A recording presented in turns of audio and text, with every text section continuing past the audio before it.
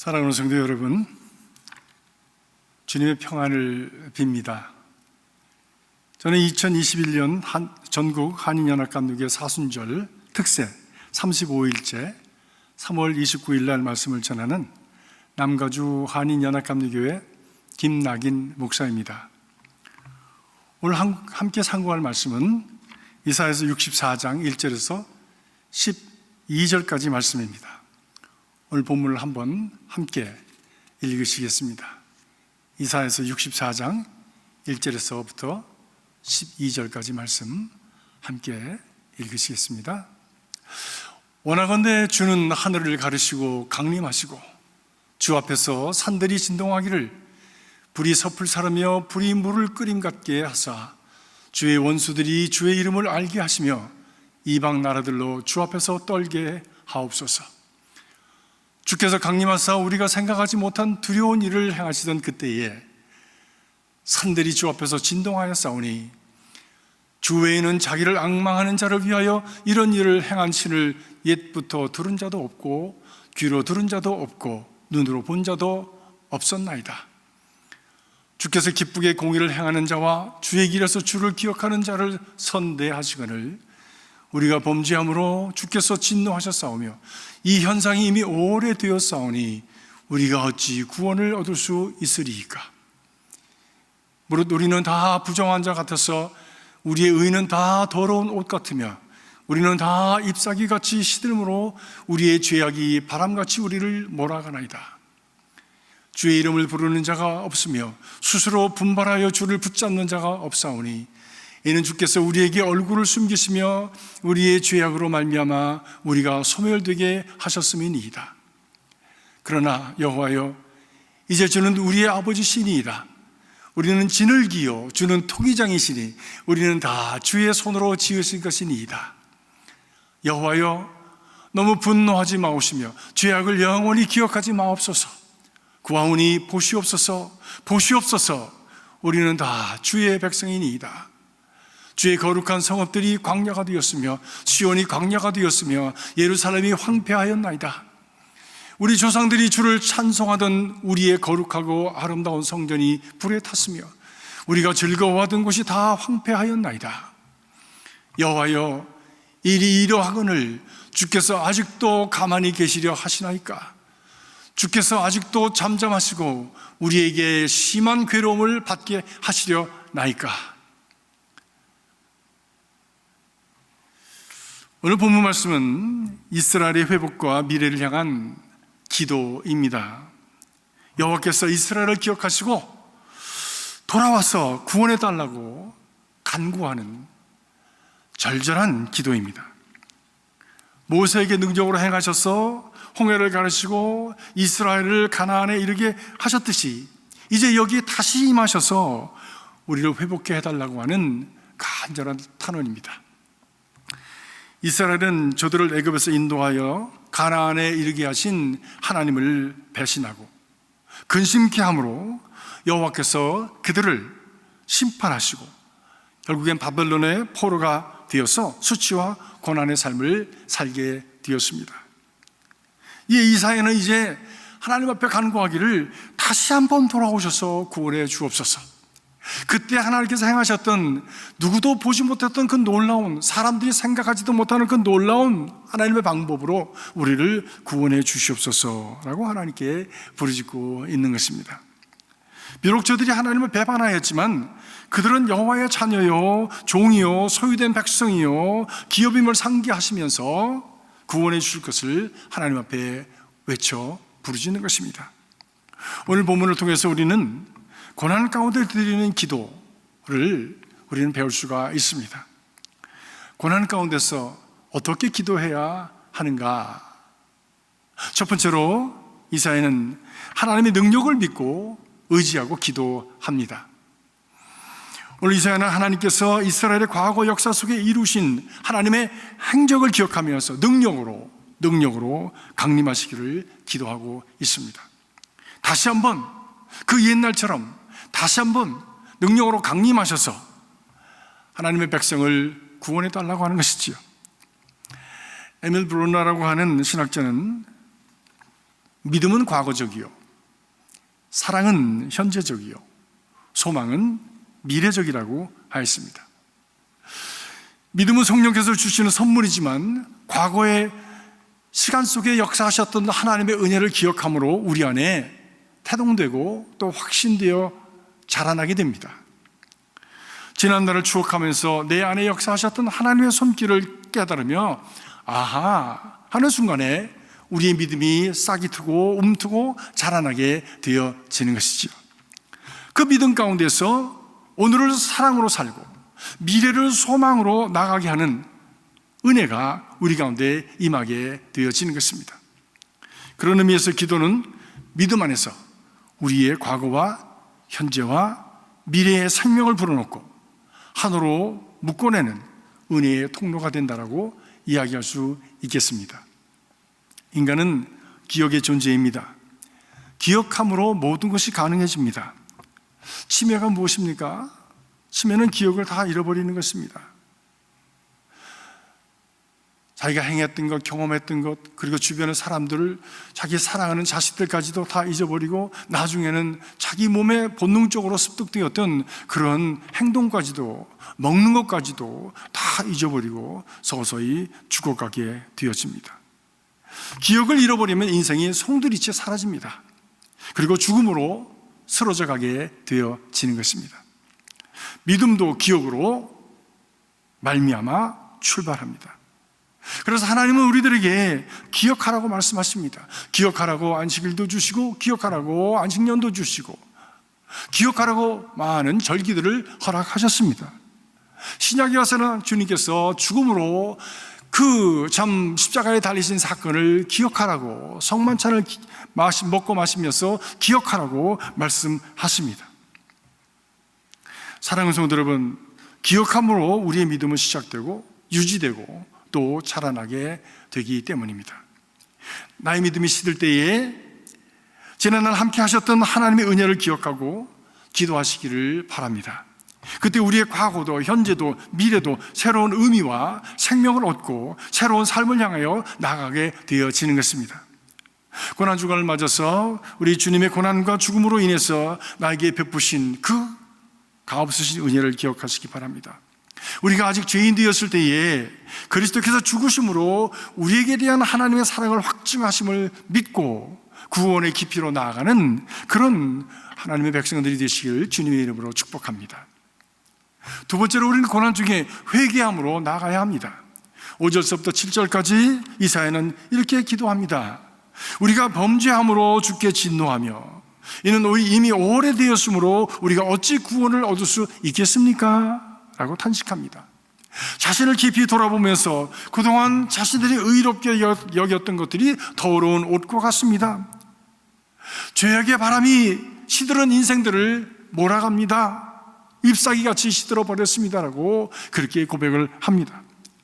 하나님을 버리고 부질없이 쓰러질 것들을 자랑과 의로 삼고 살아감으로 하나님을 아프게 한 죄인인 줄을 모르고 살아왔던 세월이 이미 너무 오래되어서 썩을 대로 썩어서 누가 우리를 살려줄 수 있겠습니까? 라고 하는 고백이지요. 며칠 전 아버님과 어머님이 기일을 맞아서 묘소에 다녀왔습니다. 지난날의 일들이 주마등처럼 지나갔습니다. 그날을 돌아보면서 부모님께는 이래도 될 거야 당연하게 여기면서 살았던 나의 모습이 우리 부모님들에게 얼마나 섭섭하고 아픔이 되었을 것인가 라고 하는 것을 깨달으면서 무덤 앞에서 죄송합니다, 사랑합니다 라고 하는 뒤늦은 외마디의 고백을 계속하고 내려왔습니다. 이 사순절 팬데믹 상황에서 우리가 우리 자신을 돌아보면서 당연하게 여기면서 지내면서도 결국 그것이 하나님께 아픔이 되었던 그런 것들을 우리가 다시 한번 되새기면서 죄송합니다, 하나님 사랑합니다 라고 하는 고백과 함께 우리의 심령이 회개는 유턴이라고 하였으니 하나님께로 돌아가는 이 사순절이 되기를 간절히 바랍니다. 세 번째로 우리 기도는 회복의 은혜를 구하여야 합니다. 6절에서 12절까지 말씀 보니까 회복을 구하고 있습니다. 그러나 이 회복은 전과 같은 상태로 돌아가는 것이 아니지요. 새로운 모습으로 돌아가는 것입니다. 마치 팬데믹 후의 삶이 옛날로 왜 복귀가 아니라 뉴 노멀로 새롭게 되어진다고 이야기를 하고 있지 않습니까? 예전에 구태의연하고 더러운 옷같이 우리를 가리었던 부질없는 것들을 잎사귀같이 떨어지고, 그리고 정리하고 사라질 것들에 붙잡혀서 살아갔던, 몰려가던 우리의 악한 것들, 쓰레기 같은 것들을 다 벗겨내고 씻겨내고 뒤로 하고 새로운 질적인 삶을 살아가는 그런 귀한 인생으로 돌아가야 될 줄로 믿습니다. 저희 조카가 미 해병대에 다녀왔습니다. 가서 훈련하느라고 무진 고생을 했지만 게으르고 무력하고 꿈이 없이 살던 그가 완전히 새 사람이 되어서 집으로 돌아왔습니다. 이제는 자신감도 있고, 그리고 비전을 가지고 얼마나 성실하게 잘 살아가는지 모릅니다. 전혀 새로운 인생으로 탈바꿈을 하였습니다. 이상한 이 새로워짐을 토기장이 손에 들려진 한 덩이 진흙처럼 새롭게 빚어짐이라고 말씀하고 있습니다. 이사야는 8절에 말씀합니다. 주는 우리의 아버지십니다. 우리는 진흙입니다. 주는 토기장이시니 우리는 다 주의 손으로 지으신 것이니이다 라고 고백을 합니다. 하나님은 우리의 아버지십니다. 자식을 망하고 죽이려고 채찍질하는 부모가 어디 있겠습니까? 세우려 하심이요 살리려 하심입니다. 의사가 중환자를 전신 마취하고 몇 시간씩 무서운 칼을 대는 것이 죽이려 함이 아니라 살리려 하는 것입니다. 평안할 때 듣기 싫은 하나님의 경고와 부패할 때의 고통스러운 심판도, 매맞아서 실험할 때에 하나님이 주시는 희망의 메시지도 살리시려는 것이지 우리를 죽이시려는 것이 아니요, 우리를 살리시려는 하나님의 사랑인 것입니다. 궁극적으로 하나님은 사랑으로 살리고 회복시키시는 생명의 아버지이신 것이지요.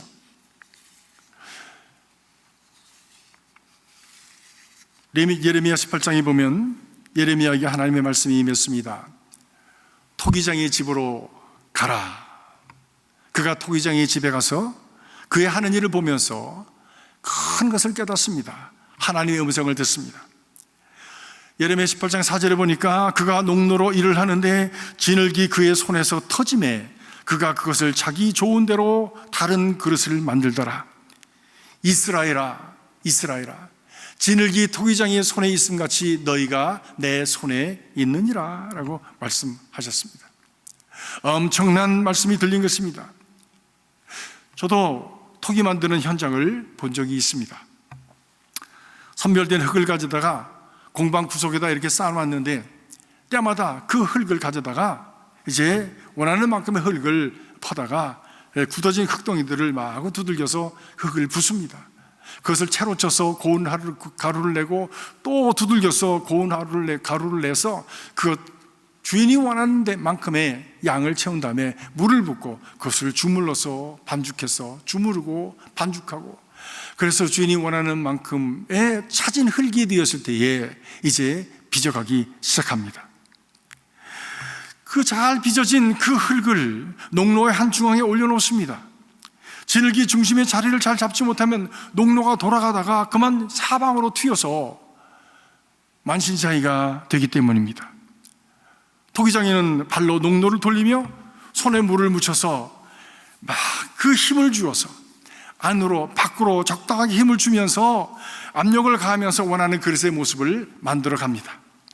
완성이 되면 되어갈수록 부드럽게 어루만지고 다듬어서 아주 아름다운 모습으로 그릇이 탄생하게 됩니다. 토기장의 손에서 한 덩이 진흙이 전혀 다른 차원의 아름다움과 가치와 의미를 가진 존재로 태어나는 것을 보는 것은 참 큰 놀라움이고 기쁨이고, 그리고 신비스러운 마음까지도 갖게 합니다.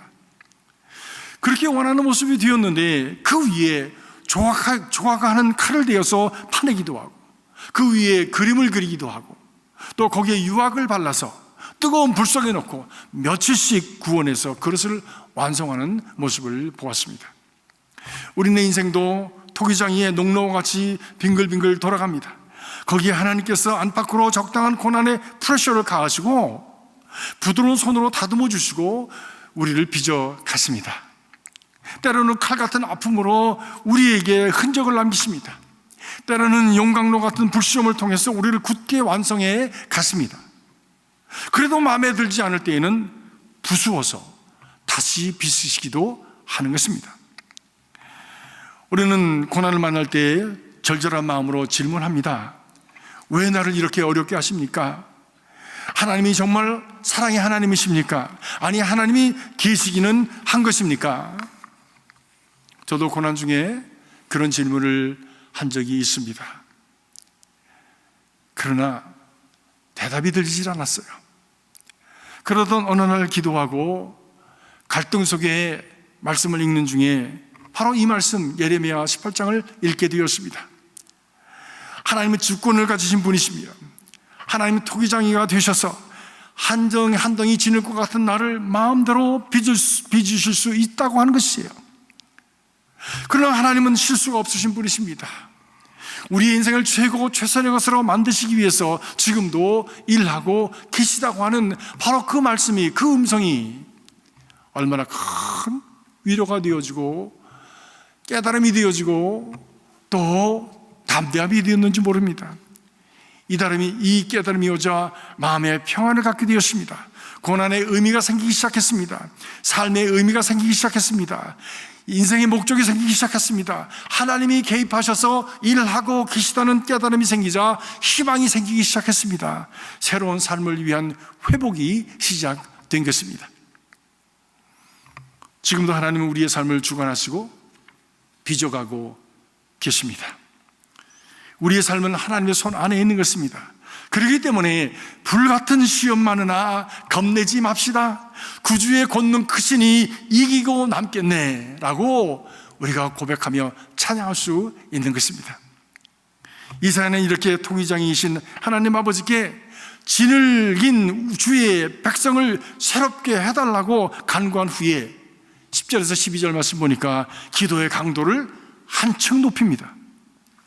우리의 성읍이 광야가 되었으며 시온이 광야가 되었으며 예루살렘이 황폐하게 되었습니다. 성전이 불탔으며 즐거워하던 곳들이 황폐화 되었는데 여호와여 아직도 잠잠하시겠습니까? 언제까지 오니까? 라고 하나님을 달구칩니다. 우리도 토기장이 하나님 아버지에 대한 믿음을 가지고 오늘의 상황 속에서 하나님 앞에 이렇게 부르짖어야 될지도 모르겠습니다. 주님, 우리의 삶은 코로나로 초토화되었습니다. 서로를 두려워하면서 마스크를 쓰고 피해 다닙니다. 사람들은 모두가 다 병든 사람과도 같습니다. 우리도 교회도 대면 예배가 그쳤고 기뻐하던 성도들의 교제는 단절되었습니다. 우리는 황량한 벌판에 홀로 서 있습니다. 우리의 마음은 외쳐도 메아리만 울리는 황량한 심령이 되고 말았습니다. 언제까지 오니까? 주님, 언제까지 잠잠하시겠습니까? 속히 회복해 하여 주시옵소서. 새롭게 빚어 주시옵소서. 지금 새롭게 빚으시는 줄로 믿습니다. 이런 부르짖음의 기도 가운데 임하시는 하나님의 은혜로 우리의 옛날 허접한 것들, 낡아진 것들, 구태연한 것들을 다 정리하고 새로운 존재로 뉴 노말의 때를 위해서 솟아오르는 우리 모든 성도들, 모든 교회들이 되시기를 주님의 이름으로 기원합니다. 주님의 평강이 있으시기를 주님의 이름으로 간절히 축복합니다.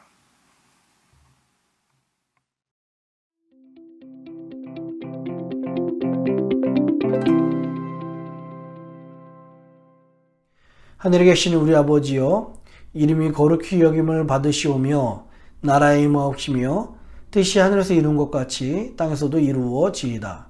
오늘날 우리에게 일용할 양식을 주옵시고 우리가 우리에게 죄진 자를 사하여 준 것 같이 우리 죄를 사하여 주옵시고 우리를 시험에 들게 하지 마옵시고 다만 악에서 구하옵소서.